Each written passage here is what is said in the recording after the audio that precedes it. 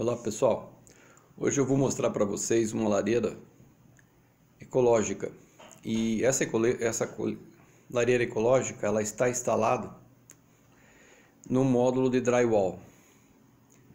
Então vejam que ela está funcionando, né? Mas para isso foi feita uma base para suportar o calor, para não passar o calor para o drywall, né? Que é um produto inflamável. Então foi feita uma base de mármore.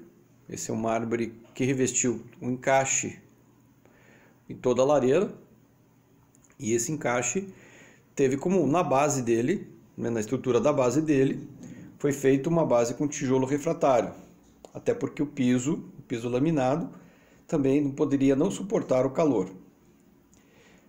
Esse é uma lareira com queimador de aproximadamente 80 centímetros e que tranquilamente pode suprir a sala, que tem aproximadamente 40 metros. Tá?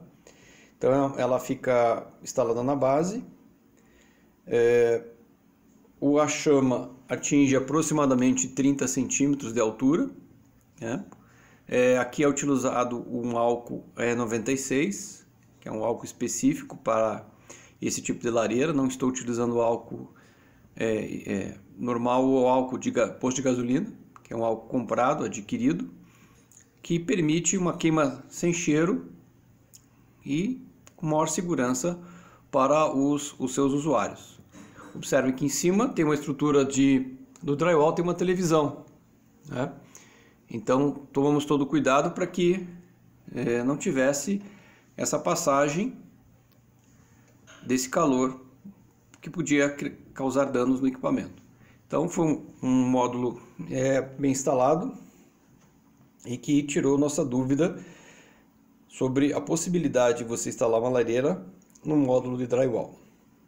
Se você gostou do vídeo, dê um like e se cadastre para novos vídeos.